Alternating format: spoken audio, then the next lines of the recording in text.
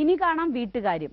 അടുക്കള ജോലികൾ എളുപ്പമാക്കാനുള്ള വഴികളുമായി എത്തുന്നു രൂപ ജോർജ്. വീട്ടുകാര്യത്തിലേക്ക് സ്വാഗതം. ഇന്ന് ഞാൻ ആദ്യം പറയാൻ പോകുന്നത് മല്ലിയിലയും പുതിനയിലയും നമ്മൾ വാങ്ങി വരുമ്പോൾ അത് നന്നായിട്ട് ഉപ്പുവെള്ളത്തിൽ കഴുകിയതിനു ശേഷം അത് പേസ്റ്റ് ആക്കിയിട്ട് വെവ്വേറെ കൊച്ചു കൊച്ചു കണ്ടെയ്നറിലാക്കി നമ്മൾ അത് ഫ്രീസറിൽ സൂക്ഷിക്കണം. ഇത് നമുക്ക് ആവശ്യാനുസരണം സാമ്പാറിലും രസത്തിലും ചട്നീസിലും ഒക്കെ നമുക്ക് ഉപയോഗിക്കാം. അപ്പോൾ ഇങ്ങനെ നമ്മൾ ഉണ്ടാക്കി വെക്കുമ്പോൾ അത് ഏറെ നാൾ അത് കേടുവരാതെ ഫ്രഷ് ആയിട്ട് ഇരിക്കും. ഇനി നമ്മൾ മീൻ വറുക്കുമ്പോൾ ആ പാത്രത്തിൽ 2-3 കഷ്ണം കറിവേപ്പില ഇട്ടതിന് ശേഷം നമ്മൾ എണ്ണ ചേർത്ത് മീൻ വറുക്കുകയാണെങ്കിൽ നല്ല രുചിയുള്ള മീൻ നമുക്ക് വറുത്തെടുക്കാം. ഇനി നമ്മൾ വലിയ മീനുകൾ, അതായത് കരിമീനും ആവോലിയും അങ്ങനെ ദശക്കട്ടിയുള്ള വലിയ നെയ്മീൻ, അതൊക്കെ വറുക്കുമ്പോൾ ഈക്വലായിട്ട് നമുക്കത് വറുത്ത് കിട്ടില്ല. അപ്പോൾ ഇതിനായിട്ട് ഒരു വഴിയുണ്ട്. നമ്മൾ ഈ മീൻ എടുത്തിട്ട് അരപ്പെല്ലാം തേച്ചതിന് ശേഷം ഒരു 7 മിനിറ്റ് നമ്മളൊന്ന് സ്റ്റീം ചെയ്താൽ, ഒന്ന് ആവി കയറ്റിയാൽ അതിനുശേഷം നമ്മൾ മീൻ വറുക്കുകയാണെങ്കിൽ നല്ല ഈക്വലായിട്ട് മീൻ അത് ഫ്രൈ ചെയ്ത് എടുക്കാം. ഇനി നമ്മൾ സാലഡിൽ ഓറഞ്ചും പൈനാപ്പിളും മാങ്ങയും ചേർക്കുമ്പോൾ അതിൽ നിന്നും വെള്ളം ഇറങ്ങാനായിട്ട് ചാൻസ് ഉണ്ട്. അപ്പൊ നമ്മൾ ഈ സാലഡിൽ ഈ പൈനാപ്പിളും ഓറഞ്ചും മാങ്ങയും ചേർക്കുന്നതിന് മുൻപ് അത് കഷ്ണങ്ങളായിട്ട് നമ്മളൊന്ന് ആവി കയറ്റിയതിന് ശേഷം സാലഡിൽ ചേർക്കുകയാണെങ്കിൽ അത് വെള്ളം ഇറങ്ങാതെ ടെക്സ്ചർ ഒന്നും മാറാതെ നല്ല ഫ്രഷ് ആയിട്ടുള്ള സാലഡുകൾ നമുക്ക് ഉണ്ടാക്കിയെടുക്കാം. ഇനി നമ്മൾ മുട്ടയ്ക്ക് നമ്മൾ ഓംലെറ്റ് ഉണ്ടാക്കുമ്പോൾ 2 മുട്ട എടുത്ത് നമ്മൾ 1 ടേബിൾ സ്പൂൺ കടലമാവ് ചേർക്കുകയാണെങ്കിൽ കുറച്ചധികം ഓംലെറ്റുകൾ നമുക്ക് ഉണ്ടാക്കിയെടുക്കാം.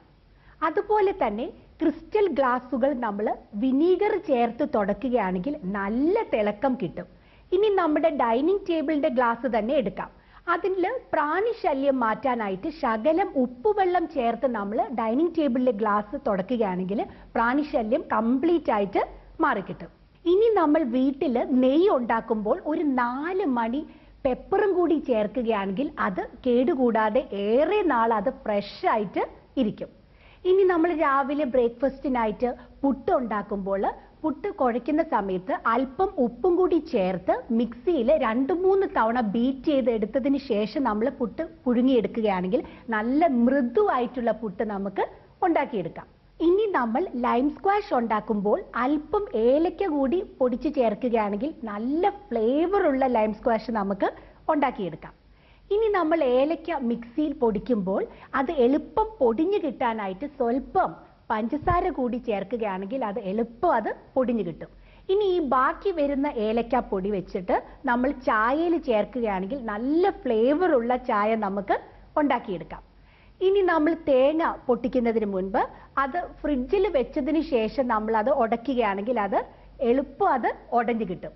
ഇതുകൂടാതെ മുട്ട നമ്മൾ വാങ്ങി വരുമ്പോൾ റിഫൈൻഡ് ഓയിൽ പുരട്ടിയതിന് ശേഷം നമ്മൾ അത് ഫ്രിഡ്ജിൽ സൂക്ഷിക്കുകയാണെങ്കിൽ അത് ഏറെ നാൾ അത് കേടുകൂടാതെ ഫ്രഷ് ആയിട്ട് അത് ഇരിക്കും.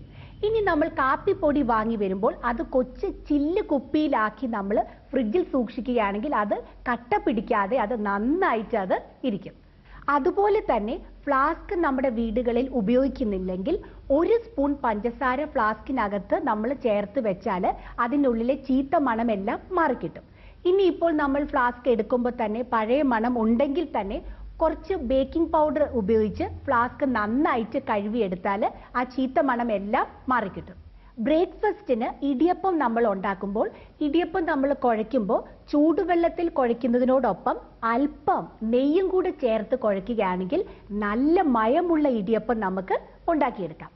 ഇനി നമ്മുടെ ഫ്രിഡ്ജിൽ നല്ല ഫ്രഷ് ആയിട്ടുള്ള മണം കിട്ടാനായിട്ട് ഒരു ചെറിയ പാത്രത്തിൽ ബേക്കിംഗ് സോഡ ഇട്ട് നമ്മൾ ഫ്രിഡ്ജിൽ സൂക്ഷിച്ചാൽ മതി. ഇത് ആഴ്ചയിൽ ഒരിക്കൽ നമ്മൾ അത് ഇളക്കി കൊടുക്കണം. അപ്പോൾ ഈ ഫ്രിഡ്ജിലെ ചീത്ത മണമെല്ലാം ഈ ബേക്കിംഗ് സോഡ വലിച്ചെടുത്തോളും. ഇനി നമ്മൾ കട്ട്ലറ്റ് ഉണ്ടാക്കുമ്പോൾ മുട്ടയില്ലെങ്കിൽ മൈദ ബാറ്ററിൽ നമ്മൾ സ്വല്പം പാലും കൂടെ ചേർത്ത് നമ്മളൊരു മിശ്രിതം തയ്യാറാക്കി കട്ട്ലറ്റ് ഇതിൽ മുക്കിപ്പൊരിച്ച് എടുത്താൽ മതി. ഇന്നത്തെ വീട്ടുകാര്യം ഇവിടെ പൂർണ്ണമാകുന്നു. വീണ്ടും കാണാം പ്രയോജനകരമായിട്ടുള്ള ടിപ്സുമായി അടുത്ത ആഴ്ച. വ്യത്യസ്തമാർന്ന രുചികളുമായി എത്തിയ ഇന്നത്തെ വനിത ഇവിടെ പൂർണ്ണമാകുന്നു. നിങ്ങൾ കാണാൻ ആഗ്രഹിക്കുന്ന പുതുപുത്തൻ വനിതാ വിശേഷങ്ങളുമായി വീണ്ടും കാണാം.